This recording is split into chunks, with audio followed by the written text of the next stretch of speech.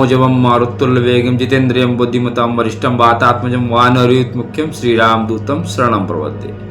बाबा हनुमान जी को नमस्कार करते हुए आज मैं ये वीडियो स्टार्ट कर रहा हूँ। आज मैं कवर करूँगा श्री हनुमान चालीसा के कुछ प्रश्न उत्तर और कुछ हनुमान साधना के बेहद अहम क्वेश्चंस जो ज़्यादातर आप लोगों द्वारा ईमेल के माध्यम से या अन्य माध्यम से पूछे जाते हैं। बात अगर हनुमान जी की आती है और तुलसीदास जी का जिक्र नहीं आता है, ऐसा हो नहीं सकता, क्योंकि श्री राम जी के परम भक्त श्री हनुमान जी और श्री तुलसीदास जी समकक्ष है। हनुमान जी श्री तुलसीदास जी को अपना सखा मानते हैं। तो आज तुलसीदास जी के उसी समय काल जब मुगल काल था, तब श्री तुलसीदास जी को उनकी कीर्ति सुनकर अकबर बहुत प्रभावित हुआ और उनको अपने दरबार में बुलाया। लेकिन तुलसीदास जी ने बिल्कुल मना कर दिया कि मैं नहीं आ सकता हूँ, मेरा तो केवल एक ही है, मैं उसी के पास जा सकता हूँ, उसी के दरबार में हाजिरी लगाता हूँ और उसी से अपनी बात रखता हूँ। तुलसीदास जी की ये बातें सुनकर जो अकबर के दूत थे, उन्होंने जाकर अकबर से तुलसीदास जी के विषय में बताया, तो उन्होंने जबरदस्ती तुलसीदास जी को अपने दरबार में बुलाया और उनको कारावास में डाल दिया। तुलसीदास जी ने वहां पर भी प्रभु भजन नहीं छोड़ा और तब उन्होंने गाया, सिया राम मैं सब जग जानी, करो प्रणाम जोर जुग पानी। इस भजन के प्रभाव से रात में वहां पर पूरी वानर सेना आ गई और कैसे कारावास के दरवाजे खुल गए और तुलसीदास जी बाहर आ गए। इससे अकबर बहुत प्रभावित हुआ और उसने दूसरे दिन तुलसीदास को बुलाकर उन्हें रिहा किया और उनसे पूछा कि प्रभु ये बताइए आपका ये चमत्कार कैसे किया। तुलसीदास ने कहा कि हे अकबर, मेरा कोई भी इसमें चमत्कार नहीं है, मेरे प्रभु ने जो कुछ किया है वही किया है, मेरा इसमें कोई भी मतलब नहीं है। सच्ची भक्ति किसी बादशाह से नहीं डरती है।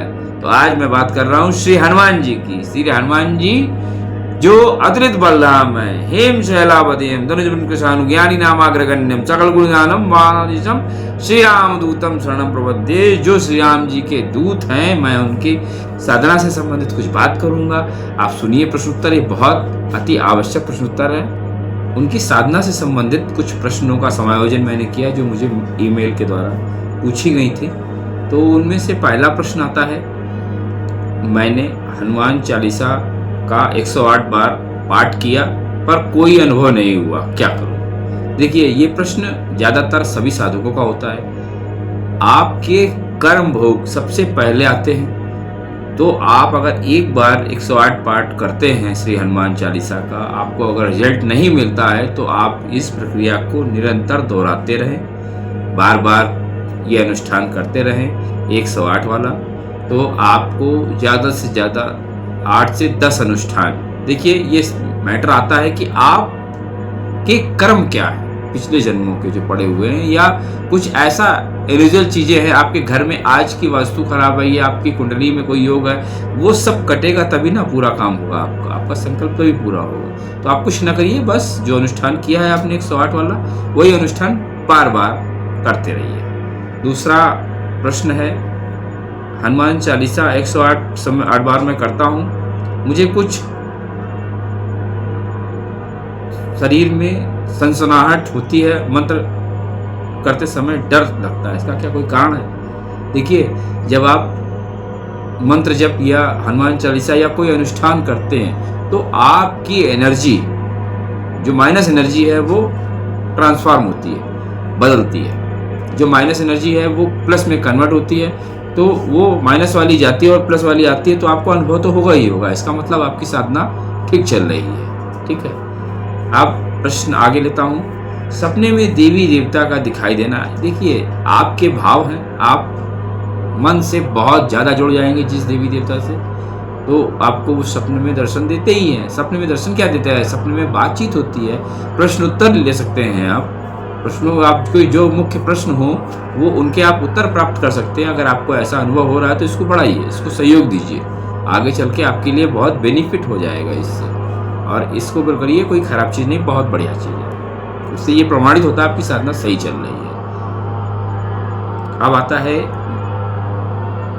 मंत्र या चालीसा करने के बाद इसका उल्टा असर क्यों हो रहा है। देखिए ऐसा कुछ भी नहीं होता, वो आपको लगता है, महसूस होता है, उल्टा कुछ भी नहीं होता, क्योंकि इस दुनिया में और उस दुनिया में बहुत अंतर है। आपको लगता हुआ, जब जैसे कोई चीज़ गलत होती है ना, तो उसको काट के हटाया जाता है, तो वो कुछ समय के लिए वो गलत लगता है, लेकिन वो चीज़ ठीक होती है। आपके ऑपरेट हो रहा है तो कुछ समय के लिए आपके पेट को काटा जाता है, और लेकिन वो आपके लिए बेनिफिशियल होता है। इसी तरीके से अगर आपको उल्टा असर दिख रहा है तो उल्टा नहीं है, उसको आप करते रहिए, करते रहिए, करते रहिए, वो आपके लिए प्लस हो रहा है, उसके लिए चिंतित मत होइए, बस आप लगे रहिए। अब एक प्रश्न आ रहा है, क्या गलत तरीके से जप करने से या चालीसा पढ़ने से क्या कोई हानि हो सकती है? मेरे समझ से तो नहीं हानि होनी चाहिए। बाकी ये है कि हानि आप दूसरे कारण देख सकते हैं, लेकिन मंत्र जप गलत हो जाता है, इससे हानि तंत्र में तो थोड़ा होता है। जो आप तांत्रिक मंत्र होते हैं उनमें थोड़ी सी हानि की संभावना होती है, क्योंकि ऊर्जा वहाँ पे विराट होती है। ऊर्जा जहाँ पर ज़्यादा होती है वहाँ पर हानि होने की संभावनाएं बढ़ जाती हैं। ठीक है। अब प्रश्न छोटा सा एक और आ रहा है, शादीशुदा व्यक्ति ये पूजा हनुमान चालीसा का अनुष्ठान कर सकता है? बिल्कुल कर सकता है, क्यों नहीं कर सकता है? ठीक है ना। और इसके बाद एक प्रश्न आ रहा है, रजस्वला स्त्री ये अनुष्ठान कर सकती है? नहीं नहीं नहीं नहीं, वो नहीं कर सकती हैं। हनुमान जी शुद्धता बहुत मानते हैं, तो वो उस टाइम में जो है ये नहीं करना होता है। आप ऐसा करिए कि आगे पीछे हो, वो आप कर सकते हैं। ठीक है। क्या मोबाइल से सुनकर मंत्र लाभ होता है? देखिए, मोबाइल से आप सुन रहे हैं, अगर आप एकाग्र हो पा रहे हैं तो आप मेडिटेट हो जाइए, फिर अनुष्ठान मत करिए, केवल आप सुनकर एकाग्र होकर मेडिटेशन करिए, उससे भी आपको प्लस मिलेगा, फायदा मिलेगा बिल्कुल। और एक बात आ रहा है कि अगर हम तुलसी की माला पहने या रुद्राक्ष की माला, ये आपका अपना है। अगर आप भगवान शिव से संबंधित आपके आराध्य हैं तो आप रुद्राक्ष पहनिए, अदरवाइज या हनुमान जी से संबंधित आप उनके भक्त हैं तो आप रुद्राक्ष पहन सकते हैं, और अगर आप श्री राम जी से संबंधित हैं तो तुलसी। ये तो अपनी विचार और भावनाएं हैं, लेकिन जब भी पहनिए माला को एनर्जाइज्ड करके पहनिए, उसको चार्ज करके पहनिए, और माला को हमेशा चार्ज करते रहना चाहिए। और बाकी प्रश्नों के साथ मैं फिर उपस्थित हूँगा, तब तक के लिए नमस्कार, जय बाबा।